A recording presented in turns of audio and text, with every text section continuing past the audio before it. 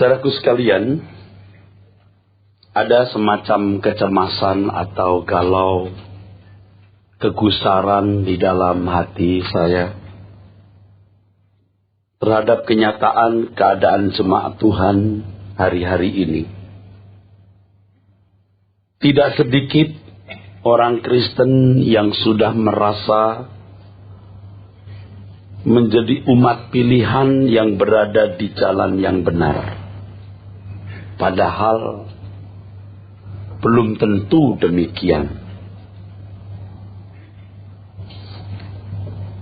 Tidak sedikit jemaat yang merasa sudah menjadi umat pilihan Allah dan berada di jalan yang benar, padahal belum tentu demikian keadaannya. Kalau Alkitab menyebut mengenai domba yang sesat, itu berarti domba yang tidak tahu jalan pulangnya. Kalau Alkitab menyebut mengenai domba yang sesat, itu berarti tidak tahu jalan yang harus ditempuh. Seperti anak yang tidak tahu jalan pulang ke rumah. Demikian juga orang tersesat. Banyak orang Kristen yang berkeadaan seperti anak-anak yang tidak tahu jalan pulangnya. Tetapi mereka merasa sedang dalam perjalanan pulang dan merasa ada di jalan yang benar.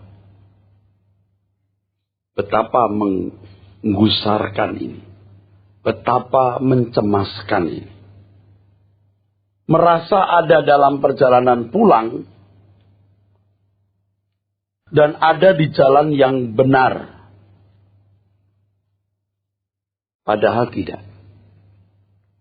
Perjalanan pulang di sini sebenarnya hanya sebuah figurasi, sebuah gambaran, sebuah ilustrasi. Perjalanan pulang artinya perjalanan proses kehidupan untuk memiliki keadaan yang berkenan di hadapan Bapa di surga. Perjalanan pulang di sini artinya perjalanan proses kehidupan menuju keadaan yang berkenan di hadapan Bapa di surga. Berapa banyak di antara kita yang sungguh-sungguh benar-benar dalam satu proses yang jelas dengan hasil yang signifikan, hasil yang memuaskan, benar-benar menuju karakter, watak, kepribadian, mental yang dikehendaki oleh Bapa. Yang dikehendaki oleh Bapa adalah karakter mental pangeran-pangeran kerajaan Allah yang berwatak seperti Allah Bapa sendiri. Jadi kalau Tuhan Yesus berkata kamu harus sempurna seperti Bapa di surga sempurna, itu tidak main-main, saudara. Itu tidak main-main. Itu tidak main-main.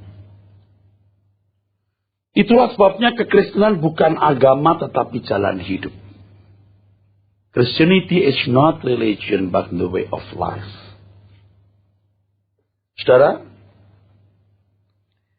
dikatakan secara ekstrim bukan agama, maksudnya agar kita bisa membedakan antara kekristenan dan keberagamaan pada umumnya. Sebab ada satu unsur dalam kekristenan yang hampir tidak ditemukan dalam keberagamaan, yaitu proses menjadi anak-anak Allah. Proses memiliki karakter seperti Allah yang disembah. Yohanes pasal 1 ayat 12-13, Alkitab mengatakan yang menerimanya diberi kuasa atau eksosia supaya menjadi anak-anak Allah. Bapak Ibu saudara sekalian, menjadi orang Kristen dan pergi ke gereja bukanlah jaminan orang yang sudah menemukan kembali jalan pulangnya. Banyak orang Kristen berpikir kalau sudah mengenal Tuhan Yesus dan mengatakan percaya, berarti otomatis sudah menemukan jalan pulangnya. Belum tentu. Ibarat orang yang sedang bepergian, Orang Kristen yang hanya mengenal secara dangkal dan pergi ke gereja, itu baru menemukan peta perjalanan. Baru menemukan peta perjalanan. Peta perjalanan itu tidak otomatis membawa seseorang ke tempat tujuan. Tuhan Yesuslah petanya. Kalau seorang musafir menemukan peta perjalanan menuju tempat yang dituju, bukan berarti ia sudah sampai tujuan. Peta itu bukan hanya diyakini benar. Bukan hanya diyakini peta ini benar. Diakui peta ini benar. Tetapi harus belajar bagaimana cara membaca peta. Harus belajar cara membaca peta. Dan menjalani peta itu. Saudara sekalian, hal ini bukan berarti saya meremehkan Tuhan Yesus. Kalau saya menyampaikan Yesus dengan peta. Saudara, Tuhan Yesus membayar mahal untuk membangun peta itu atau menciptakan peta. Membayar sangat mahal. Tuhan Yesus harus meninggalkan kemuliaan. Harus meninggalkan kemuliaan, saudara. Ia harus mengosongkan diri. Filipi 2 ayat 5-7. Ia harus mengosongkan diri. Tuhan Yesus mengalami pertumbuhan seperti manusia pada umumnya. Lukas pasal 2 ayat 52. Tuhan Yesus dalam segala hal disamakan dengan manusia lain. Ibrani, ini penting dibaca. Ibrani 2 ayat 17.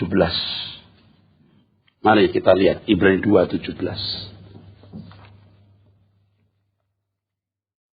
Ibrani 2 ayat 17. Ibrani 2 ayat 17. Ya, biar yang lain menemukan dulu, Pak. Silahkan. Ibrani 2 ayat 17, demikian firman Tuhan. Itulah sebabnya, maka dalam segala hal, ia harus disamakan dengan saudara-saudaranya, supaya ia menjadi imam besar, yang menaruh belas kasihan dan yang setia kepada Allah, untuk mendamaikan dosa seluruh bangsa. Oke. Dalam segala hal ia disamakan dengan manusia. Lalu sampai ke salib. Sampai ke salib. Ini perjuangan yang luar biasa. Dari lahir, meninggalkan kemuliaan, mengosongkan diri, betul-betul menghampakan diri, dalam segala hal disamakan dengan manusia.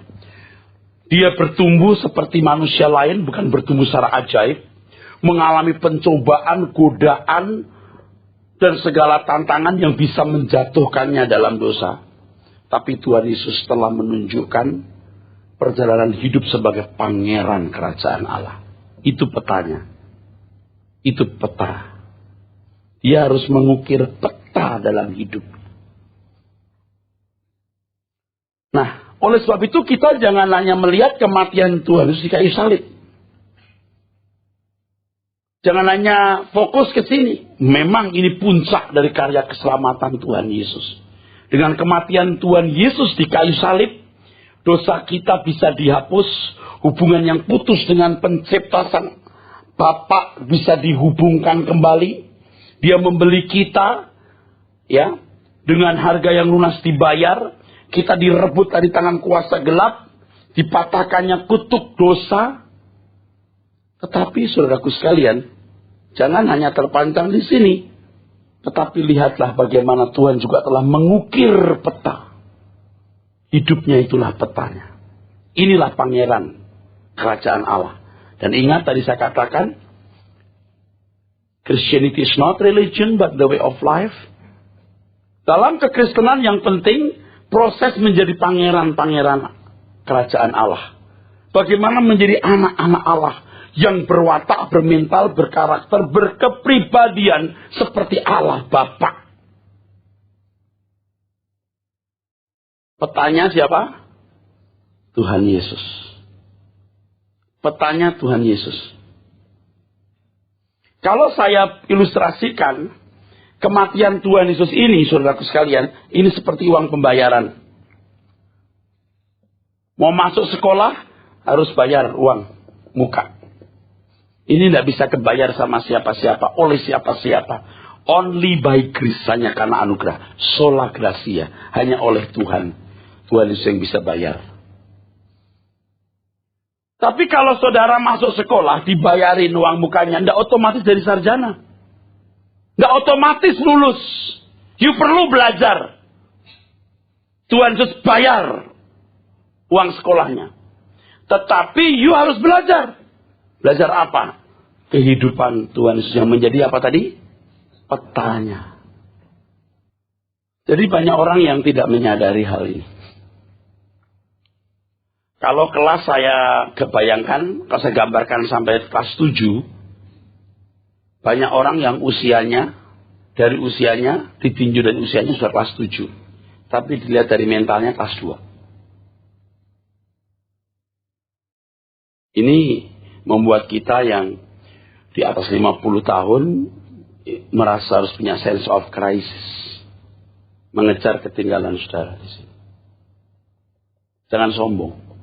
Anda mau cantik, mau ganteng, berkedudukan tinggi, berjabatan tinggi, mau kaya, itu nggak ada nilainya di mata Tuhan. Biar pendeta juga nggak ada nilainya. Yang memberi nilai itu sikap hati. Nah, kita ini kan begitu melek yang kita lihat mama papa, yang kita idola mama papa. Nah, kalau mama papa hidup dalam kebenaran, wah itu warisan yang tak ternilai. Kalau orang tua sendiri hanya beragama tapi tidak memahami kebenaran, apanya yang mau diteladani? Lalu besar dikit mulai melihat bintang film. Kalau dia orang terkenal, obsesinya bintang film. Petanya adalah bintang film. Kalau yang jadi obsesi adalah pendidikan, yang jadi petanya sarjana, master, para doktor. Guru besar, lektor, profesor. Kalau yang jadi obsesi itu kekayaan, yang dia para konglomerat. Petanya sudah salah. Mestinya dari anak sekolah minggu, para remaja-remaja, itu petanya itu adalah Tuhan. Tuhan Yesus. Tuhan bayar mahal harga membangun itu. Membuat peta ini luar biasa sulitnya. Dan tidak ada yang bisa melakukannya kecuali Tuhan Yesus. Dan bersyukur kita mengenal dia. Banyak orang yang tidak bisa mengenal karena dari kecil sudah dicekoi indoktrinasi yang salah. Allah tidak mungkin punya anak. Ya toh? Udah cukup. Allah tidak mungkin jadi manusia. Siapa yang bisa percaya? Nah kalau saudara percaya, ini anugerah. Anugerah. Tapi saudara dituntut untuk sempurna. You must be perfect. Anugerah itu jangan disia-siakan. Mungkin peta saudara bukan konglomerat bagaimana. Peta saudara hanya orang di sekitar saudara. Wajarnya orang hidup punya pasangan. Wajarnya punya anak. Wajarnya mesti punya rumah. Rumahnya mestinya ya yang bagus. Wajarnya itu pun peta. Itu pun peta. Walaupun tidak dalam bentuk ekstrim biasa-biasa. Tetap peta. Sampai orang tidak lihat peta yang sesungguhnya yang harus dikenakan. Kalau Anda tidak mengerti peta ini, Anda tidak ngerti perjalanan pulang. Anda nggak tahu jalannya. Jadi orang ke gereja dari Kristen itu tidak jaminan mengenal perjalanan pulang. Perjalanan pulang tadi adalah satu proses kehidupan di mana orang semakin menjadi pribadi yang berkenan. Sebab Bapa di surga mau menemukan orang-orang yang menerima Yesus betul-betul berkualifikasi, berwatak, berkualitas sebagai pangeran-pangeran kerajaan surga. Dan teladannya, contohnya, petanya adalah Tuhan Yesus. Waktu kita tambah singkat, saudara. Saya gentar untuk satu hal ini. Saya pribadi benar-benar gentar. Saya orang yang sangat sibuk. Benar-benar sibuk. Tetapi kesibukan saya tidak menenggelamkan kegentaran saya. Saya gentar. Kalau saya berhadapan muka dengan muka, apakah aku berkualitas sebagai pangeran kerajaan Allah? Justru orang-orang yang punya brand image baik seperti saya, pendeta ini, bisa lebih buta, bisa lebih picek, bisa lebih tidak mengenal diri. Karena sudah dapat penilaian yang baik dari manusia. Padahal Tuhan tidak pusing dengan penilaian manusia. Tuhan menilai kita dari pandangannya, saudaraku. Kalau kelas hidup ini dibagi 7 kelas. Kira-kira saudara sekarang di kelas berapa? Karena nggak naik kelas, mestinya udah kelas 7, masih di kelas 2. Ini nggak main-main loh, ucapan saya ini nggak main-main loh. Anda jangan anggap remeh apa yang saya katakan ini. Jangan main-main. Jangan cengar-cengir lalu anggap saudara ini kemurahannya. Awas, ini perkara yang luar biasa. Ini hal yang luar biasa ini. Tuhan Yesus harus memikul salib menanggung dosa manusia dan memenangkan pergumulan untuk taat. Taat tanpa syarat kepada Bapa. Dengan keberhasilannya, maka ia menjadi pokok keselamatan bagi mereka yang taat. Ibrani 5 ayat 7-9. Ibrani pasal 5, kita mulai, saudaraku, dari ayat yang ke-7. Ibrani 5 ayat 7-9. Dalam hidupnya sebagai manusia, ia telah mempersembahkan doa dan permohonan dengan ratap tangis dan keluhan kepada Dia yang sanggup menyelamatkannya dari maut. Ya. Sebentar, nanti kita lanjutkan. Ketika saya berkhotbah tentang pergumulan Tuhan Yesus, bahwa Dia bisa bersalah, bahwa Tuhan Yesus bisa berdosa, ada beberapa komplain, kritik kepada saya. Mereka berkata, tidak mungkin Tuhan Yesus bisa berdosa. Kenapa enggak bisa? Apakah pernyataan saya menghina Tuhan Yesus, merendahkan dan melecehkan Dia? Justru sebaliknya, tidak. Tuhan Yesus bisa bersalah, bisa berdosa, tetapi tidak bersalah. Dia tidak berdosa.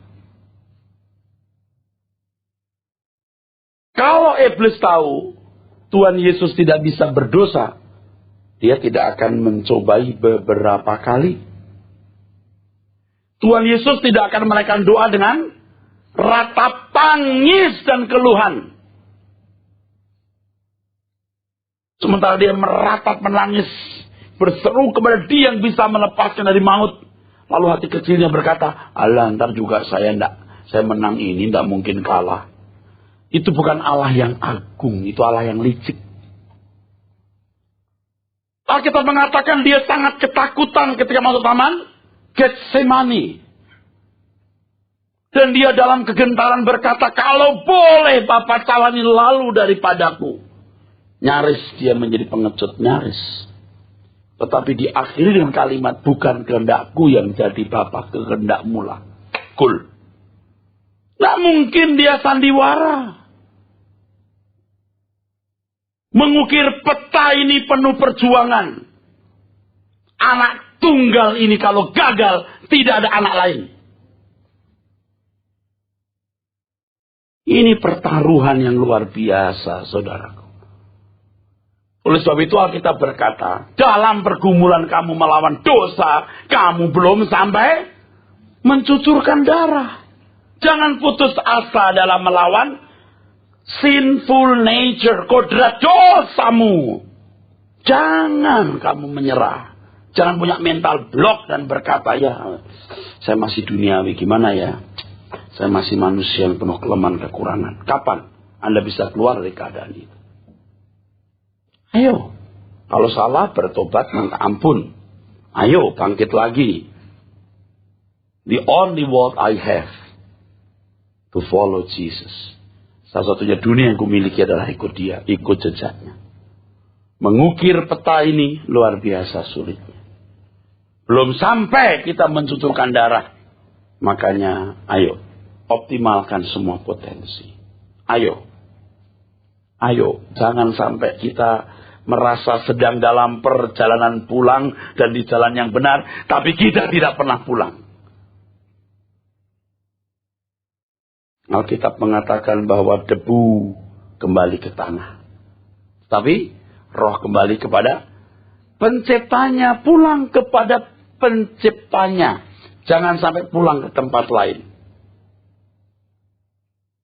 Bukan tanpa alasan kalau kitab suci berkata roh yang ditempatkan dalam diri kita diingininya dengan cemburu.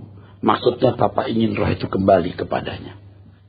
Tapi keinginan dunia telah menyeret roh dan jiwa manusia ke dalam kegelapan abadi. Ayat berikutnya, Pak. Yang sanggup menyelamatkannya dari maut. Dan karena kesalehannya ia telah didengarkan. Karena kesalehan. Di sini tidak ada semacam dispensasi. Mentang-mentang anak Allah. Enggak. Kalau kamu tidak saleh, kamu kalah. Kalau kamu nggak saleh, kamu tidak bangkit. Kalau Tuhan Yesus gagal, jatuh dalam dosa, matilah. Dan tidak akan dibangkitkan. Tapi karena ketaatannya, kesalehannya, ia dibebaskan dari maut. Dia adat. Dia bisa mengalami kebangkitan. Itu kemenangan. Jadi kebangkitan Tuhan Yesus itu kemenangan. Bukti kemenangan Tuhan. Dia bisa mengalahkan iblis. Dengan cara apa? Taat. Jangan Anda pahami kemenangan Tuhan Yesus dibuktikan dengan kebangkitannya. Berarti kuasa Allah dahsyat. Tidak. Kemenangannya itu ditandai oleh ketaatannya sampai mati. Amin. Baru dibangkitkan. Allah Bapa tidak bisa membangkitkan dia kalau dia tidak saleh. Makanya Paulus berkata, yang ku kehendaki mengenal dia, kuasa kebangkitannya, persekutuan dalam penderitaannya, supaya aku sama dengan dalam kematiannya. Akhirnya aku boleh dibangkitkan dari antara orang mati. Itu pergumulan. Aku berjuang, aku mengakhiri pertandingan iman ini, dan aku percaya mahkota disediakan bagiku. Wah, orang-orang modern dengar khotbah seperti ini bilang, ngomong apa itu Pak? Ya udah, selamat jalan. Kita buktikan nanti kalau Anda mati, saya mati. Kita ketemu enggak? Nah, kita buktikan. Ayo tidak mau bertobat, kita buktikan. Jangan anggap remeh ini. Anda masih punya kesempatan untuk bertobat dan diubahkan oleh Tuhan. Jangan saudara keraskan hati. Banyak kesibukan, banyak kesulitan, banyak hal yang kita harus gumuli. Tapi yang satu ini harus ada prioritas utama hidup kita. Kata berikutnya. Ayat 8. Dan sekalipun ia adalah anak, ia telah belajar menjadi taat. Walaupun dia anak Allah anak. Tetapi dia taat. Terus. Belajar menjadi taat dari apa yang telah dideritanya. Ya, walaupun anak. Saudara harus tahu bahwa untuk memiliki kesucian hidup itu tidak mudah, juga tidak sukar, tapi sangat sukar. Dan tidak dispensasi di situ. Menjaga mulut dari kata-kata yang tidak perlu. Mulut yang suka bocor. Pikiran yang ngeres, mata duitan, mata keranjangan. Kedagingan. Melepaskan ini tidak mudah, tidak sukar, tapi sangat sukar. Dan tidak ada dispensasi untuk itu. Kalau ada kemudahan Anda dan saya tidak bertumbuh secara benar. Tidak bertumbuh secara wajar. Demikian pula dalam meraih rezeki atau pemenuhan kebutuhan jasmani.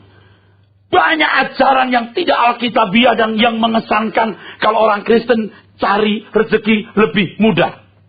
Buktikan. Anda lihat orang-orang Kristen yang rajin ke gereja. Yang doanya kenceng. Lihat. Yang rajin ke gereja.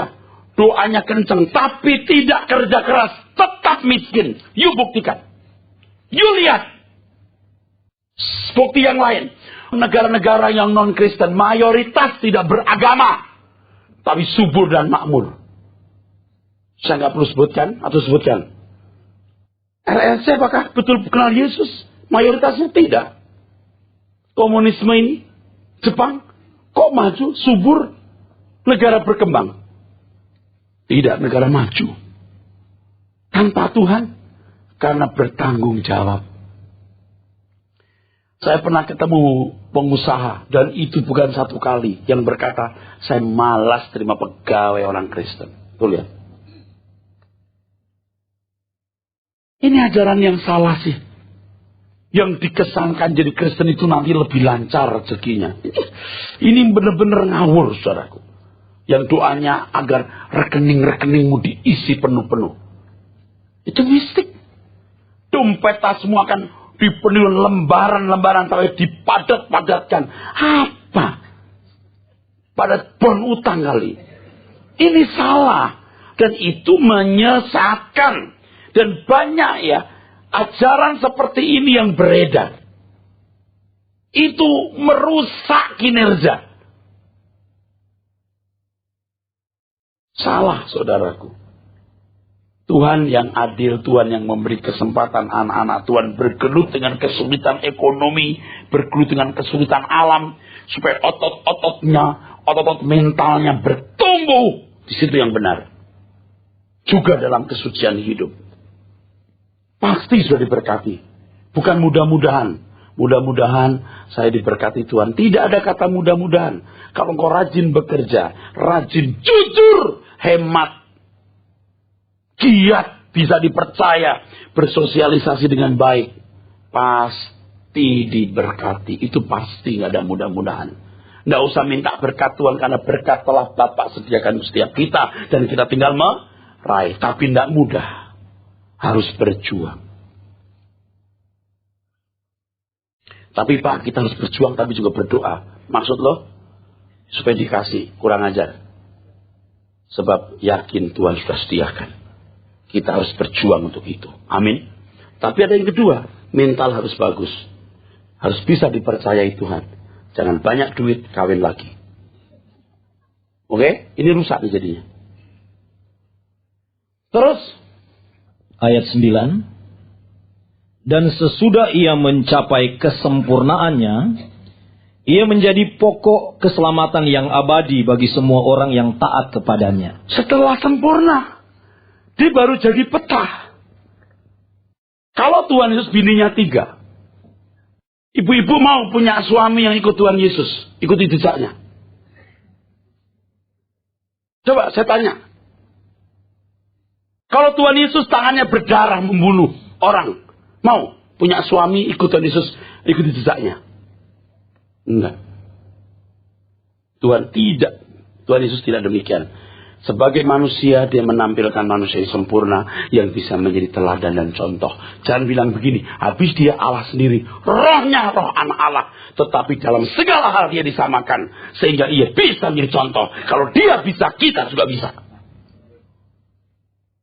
Paham ya? Patut jadi teladan, patut jadi contoh, dengan sikap hidupnya yang benar. Kelakuannya tidak ada yang bisa tidak tercela. Tidak tercela. Kelakuannya tidak tercela. Dalam seluruh sikap hidupnya, tidak ada yang bisa dicela. Tidak tercela. Maka patut dia menjadi pokok keselamatan. Pokok keselamatan di sini artinya sumber keselamatan. Bagi mereka yang taat. Nah, bagi yang taat. Taat. Taat apa? Taat menjalani apa yang Tuhan Yesus jalani. Taat mengikuti jejaknya.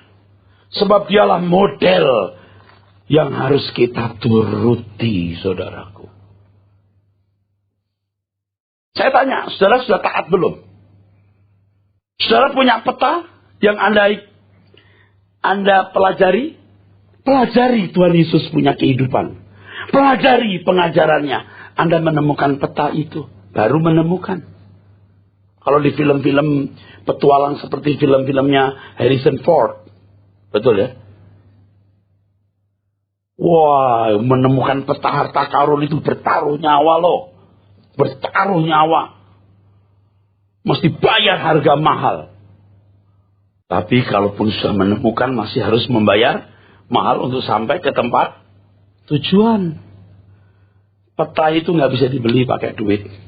Itu anugerah, gratis. Tetapi menjalani peta itu tidak gratis. Anda harus berusaha. Konyolnya banyak orang Kristen hari ini dapat peta otomatis sampai tujuan. Yang didengar itu hal-hal yang menyenangkan telinga. Yang didengar itu hanya begini, Allah yang baik, Allah yang rahmani dan rahimi, yang penuh kemurahan melindungi menjagai. Amin. Amin. Udah. Amin. Udah, selamat. Amanlah jiwaku. Amanlah jiwaku. Aman. Tapi sekarang lebih luar biasa lagi. Allah luar biasa, saudara. Kamu juga luar biasa. Allah dahsyat, kamu otomatis dahsyat. Katakan kepada sebelahmu, kamu luar biasa. Kamu pemenang, kapan perangnya? Anda tahu nggak itu penyesatan? Lalu nggak ada satu trigger yang mendorong orang belajar mengenal Injil. Betul? Pasti tidak mengenal Injil, pasti tidak belajar Injil dengan benar, pasti tidak menggali kekayaan Injil, dan punya 1001 alasan untuk menghindar belajar firman Tuhan. Tadi pagi saya penyerahan anak di daerah Kalibata. Kan gereja, sementara waktu mau dibongkar karena miring, pinjam gedung ke arah Kalibata. Waktu penyerahan anak saya tanya, tinggal di mana? Dia jawab apa? Tangerang. Padahal minta ampun jaraknya. Tapi dia setiap minggu dia jemaat setia. Dari Tangerang. Saya tanya kepada gembala wilayahnya. Dia jemaat yang rajin. Rajin sekali, Pak. Benar-benar. Itu kalau suara kebenaran itu dari mana? Karawaci. Kerawang. Kemarin hari Sabtu. Kerawang, Pak. Di Kerawang, Pak, ke sini untuk mendengar seri doa Bapak kami. Coba. Anda pikir Tuhan nggak memperhitungkan orang-orang seperti ini? Kalau saudara punya tugas yang tidak ditinggalkan, jangan tinggalkan tugas itu. Tapi kalau bisa, belajarlah. Karena Injil itu petanya. Kehidupan Tuhan Yesus dan yang diajarkan. Itu petanya. Saudaraku, kebenaran ini akan lebih kuat lagi kalau kita membaca Yohanes 14 ayat 6. Yohanes 14 ayat yang ke-6. Ayat yang sudah sangat populer, saudaraku. Yohanes 14 ayat 6. Demikian firman Tuhan. Kata Yesus kepadanya, Akulah jalan dan kebenaran dan hidup. Tidak ada seorang pun yang datang kepada Bapa kalau tidak melalui aku. Jalan, kebenaran, dan hidup. Kata jalan di sini, saudara. Jalan di sini, dalam teks aslinya, hodos. Ini paling hebat. Kata ini luar biasa. Hodos. Cacing gitu, huruf aslinya. Hodos. Saudaraku sekalian, kata hodos berarti a road. By implication of progress. The rute. Ini kayak rute kita. Hodos itu rute. Rutenya di mana? Rutenya gimana? Rute. X or distance. Journey. Satu perjalanan petualangan. Jalan di sini lebih menunjuk kepada suatu perjalanan yang harus ditempuh karena memiliki jarak yang panjang atau jauh.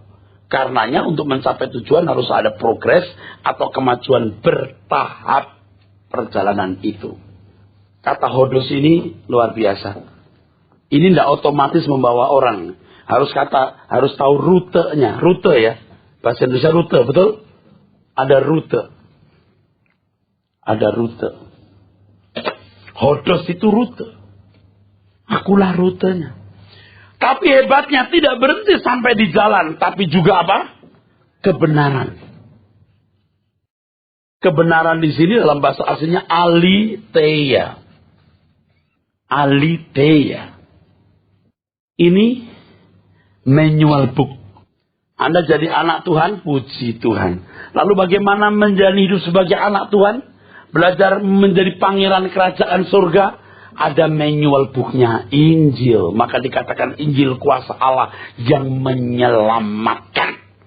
Orang punya Injil, mengerti Injil, memahami Injil, pasti punya Tuhan Yesus. Anda tidak mengerti Injil, tidak mungkin punya Tuhan Yesus. Nah, bagaimana orang bisa tenang merasa punya Yesus walau tidak tahu Injil? Betapa rusaknya. Betapa bodoh. Sesat. Bodoh. Maka belajar. Lalu kata yang terakhir apa? Hidup. Kata hidup ini dalam bahasa aslinya zoe. Ada kata lain selain zoe, bios. Bios. Bios ini dengan zoe memang tidak ada perbedaan mutlak. Tetapi biasanya bios digunakan untuk makhluk pada umumnya, hewan maupun tanaman. Tapi zoe digunakan khusus untuk manusia anak Tuhan yang hidupnya dibaharui. Hidup yang berkualitas. Akulah jalan, aku rutenya. Lalu gimana taunya? Injil, aletheia. Pelajari hidupku. Aku petanya. Aku kebenaran. Injil itu semacam seperti manual book. Kalau beli alat elektronik, kalau tidak tahu manual booknya, main pencet rusak. Harus ada manual booknya. Tidak ada manual booknya, tidak bisa mengoperasikan. Kok mati? Tancap ke listrik, kutak-kutik. Kok nggak jalan? Harus ada manual booknya. Lalu hidup. Lihatlah hidupku. Hidup yang berkualitas. Bapak, Ibu, saudara sekalian. Kita bersyukur. Kita mengenal Yohanes 14 ayat 6. Yesus Kristus.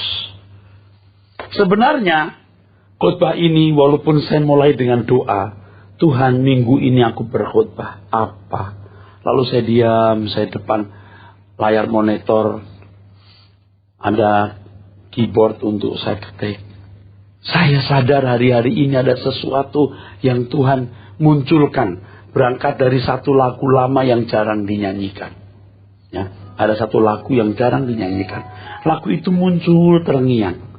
Bunyinya, kalimatnya begini. Tuhan, ku rindu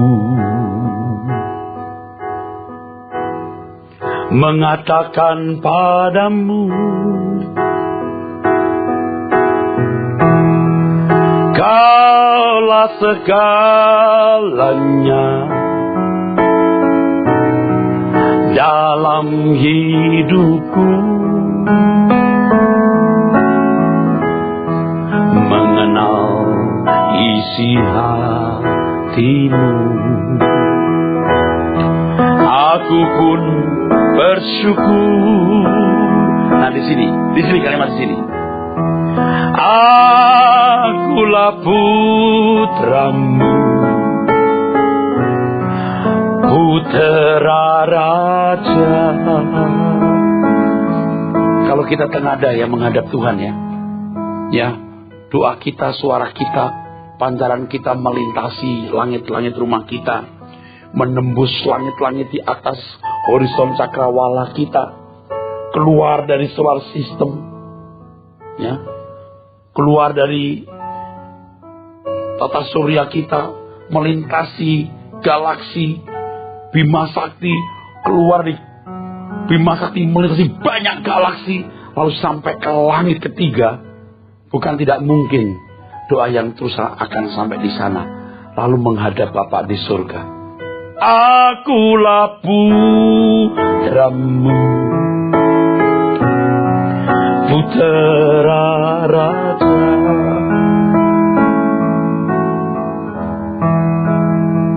Apapun ku tempuh Tuhan, jangankan membahayakan uangku, kesehatanku, bahkan membahayakan nyawaku pun buat saya tidak masalah. Aku belum sampai mencucurkan darah. apapun kulakukan. Akulah putramu, putra raja. Jadi Bapak Ibu Saudara sekalian, kalau Tuhan sudah memberikan petanya untuk kita, Dia bayar sekolah kehidupan dengan salib, dengan penderitaannya. Jangan sia-siakan kesempatan ini. Kesempatan yang berharga ini jangan sia-siakan. Harus ada komitmen, ada tekad, ada janji yang bulat.